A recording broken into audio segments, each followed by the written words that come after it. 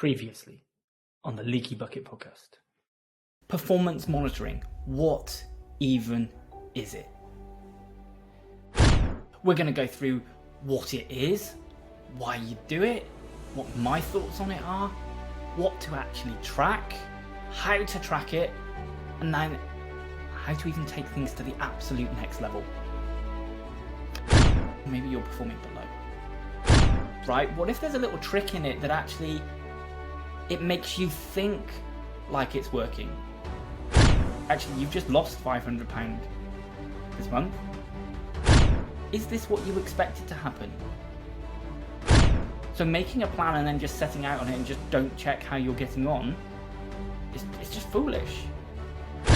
Like if it was me, I'd soon rather know after 3 months and stop there and stop making a mistake than wait till 9 months and then change everything. The trend is your friend. If you don't monitor it, then you don't know. Hi there, and welcome to the Leaky Bucket podcast. I'm your host, Ian Morgan, and this is the financial performance podcast for entrepreneurs looking to get a better understanding of their numbers, to plug the leaks in their business, and to move from surviving to thriving.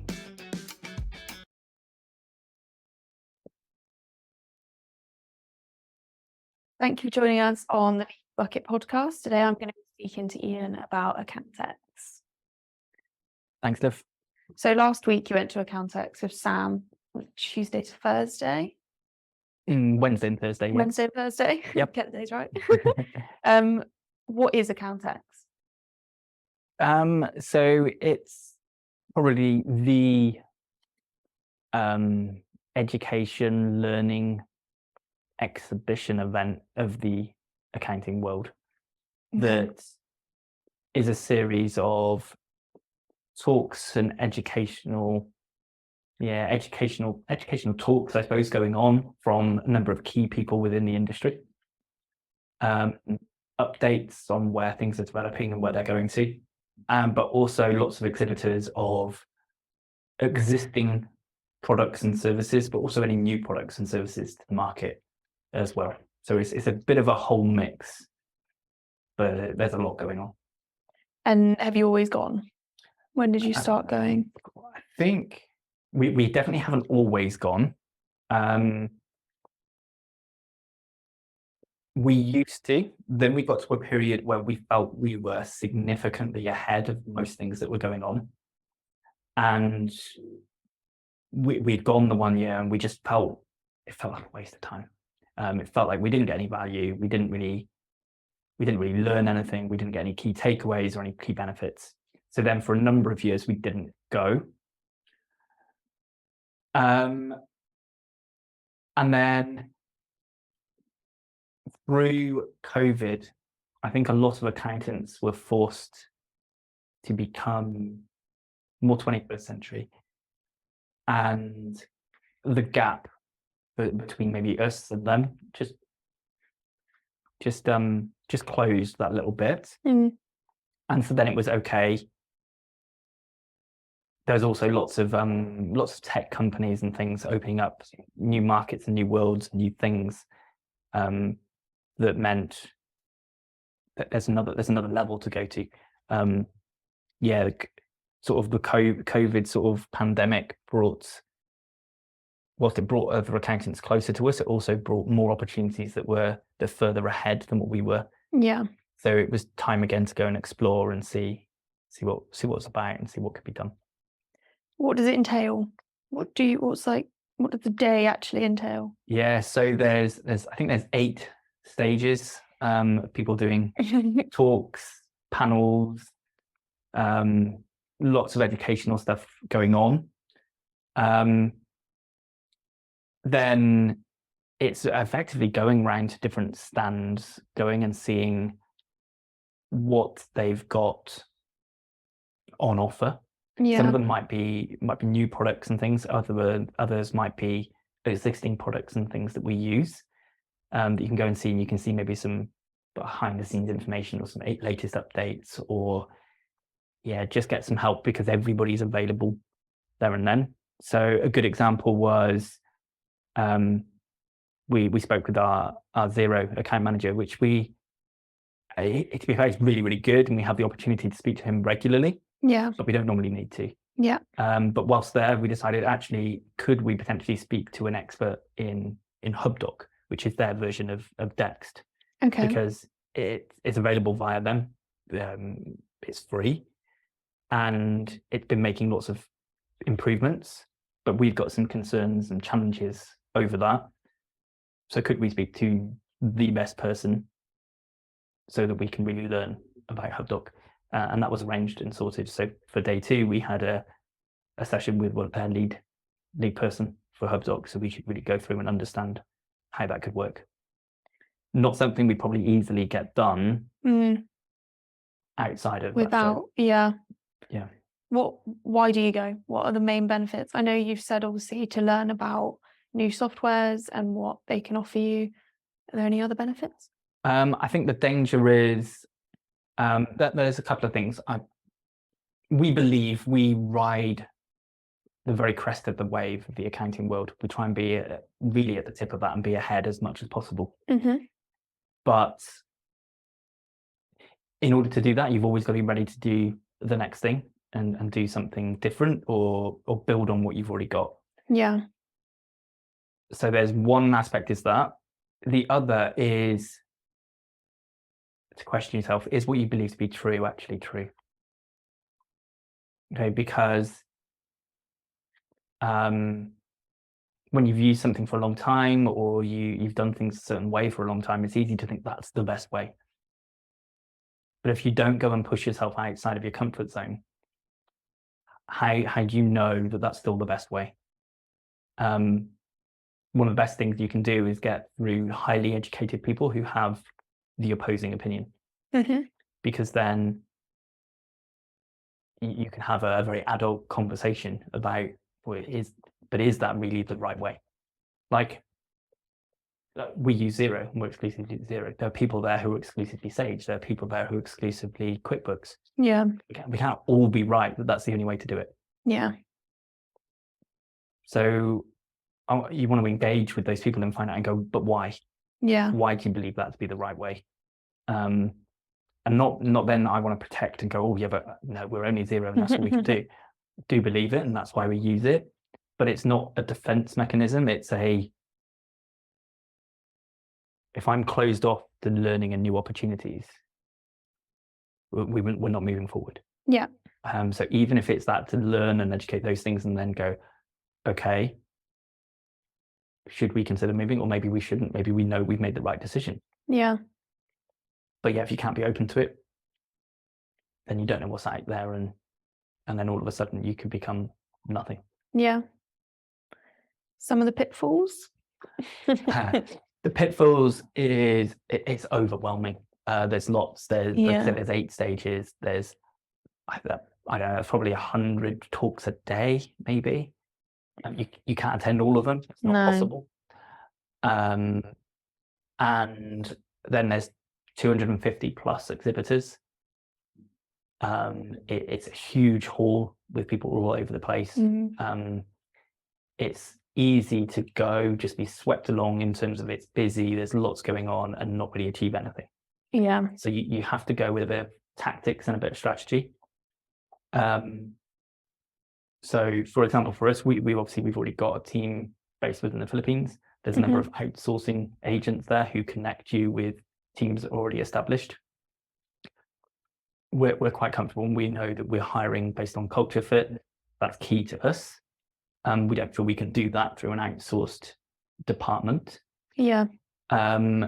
So we're quite clear to go, we're going to avoid those. We're not going to entertain. We're not going to speak to them. We're not going to be rude, but we're going to be, no, that's not of interest.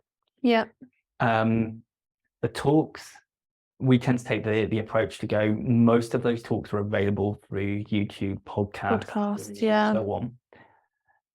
It's not therefore effective use of my time to go and listen to those people at that point. And actually, some of that probably will get released as podcasts and so on afterwards, so I can catch up with that later.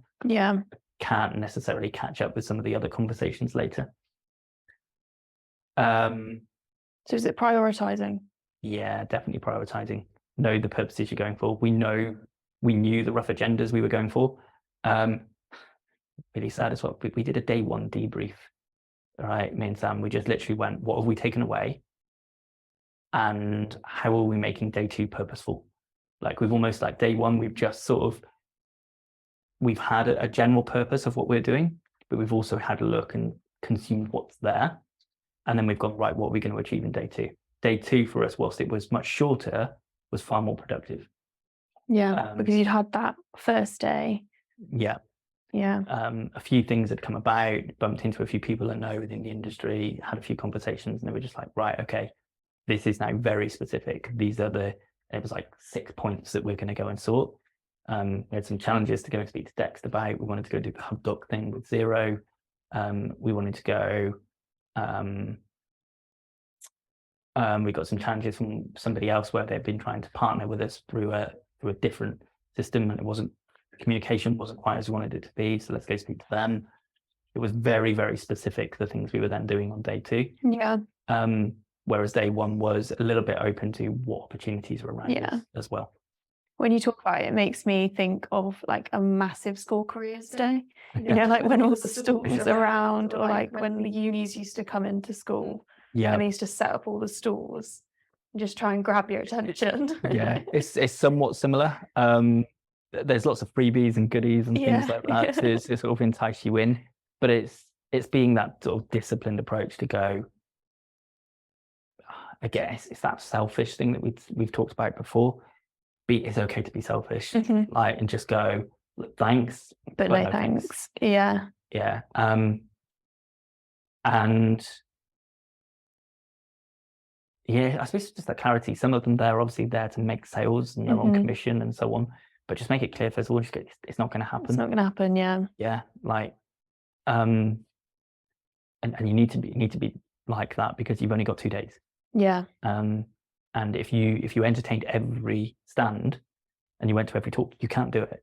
It's impossible. Yeah. So don't end up it being a wasted trip. You're going to give up a number of hours to travel there. It's obviously going to cost to travel, probably going to need to stay. So you've got to be disciplined, because otherwise it just turns into a bit of a waste. An overwhelming waste of time. 2 days. Yeah. Yeah. That you could have been doing so much more productive with. Yes, I suppose with that, actually, a priority, we always take the train, because thinking time. Yeah. Yeah, whereas if we're driving... Yeah, because you guys were working on the train, weren't you? Yeah. I know I was, yeah. Yeah, so we're working whilst travelling on the way up, because we knew our strategy already. Maximize on the way back, it was a bit more like, okay, what have we learned? What conversations, what can we take away? So, what do we now need to go and do as the actions off the back of that?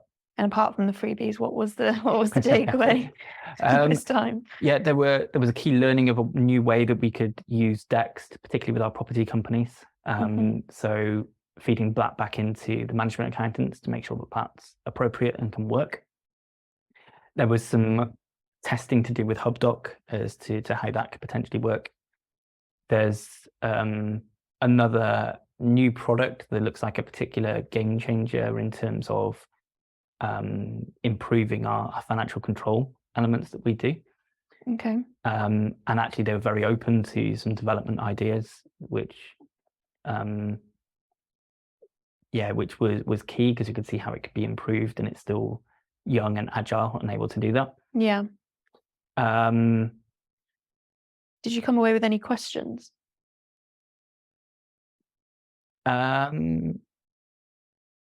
No, I don't think so. There were a couple of other bits actually that we did. There's some questions that we went with, which was with this year that our strategic plan hasn't quite going to plan of how we wanted it to be. And are we doing the right thing? I suppose it's that imposter syndrome type thing. Yeah, we're going to levels that we've never been to before. It's then not quite going to the plan that we created. Is the plan that we created any good? Now, I think it is, based off the conversations I had. But actually, it were great. I managed to bump into James Ashford, known James for a long time, had some good conversations with him. Yeah. He challenged some of our thinking on some of the bits, which was good. Also managed to go and speak to Simon Chaplin, who runs an accountants mastermind, just to double check some of that thinking. Simon's great. He straight away was clear to go, look, his job's not to sign us up if we don't think we need it, and that actually our level of thinking is good. And actually, is it just the fact that the plan isn't working that means we're doubting ourselves more than we probably should?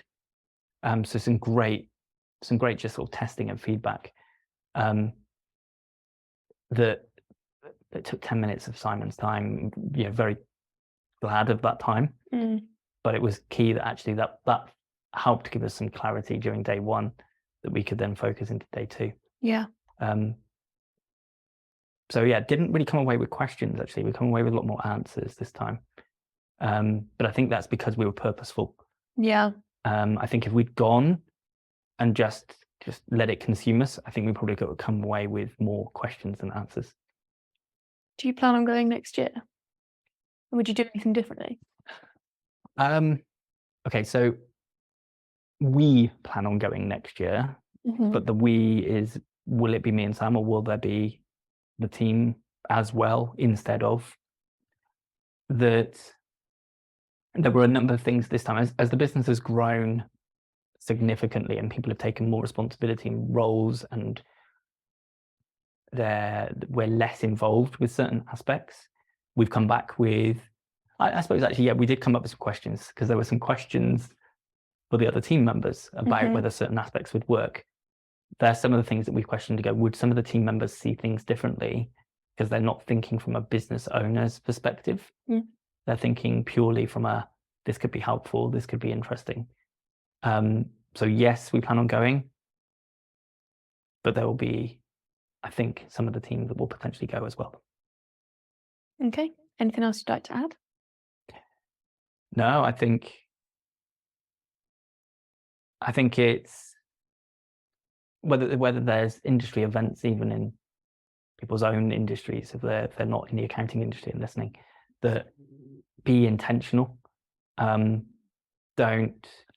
Don't just get drawn in. Don't think it's a bit of a jolly and that sort of stuff. Like you could, if you want to go and have a bit of a jolly in a party, you could probably do it with people that you really want to spend time with, as opposed to lots of people within your industry. So be specific. The purpose you're going for is to further your knowledge, to be maybe more strategic in terms of what you're deciding to do. So to have that plan, and don't get swept up. Okay. Thank you very much. Thank you.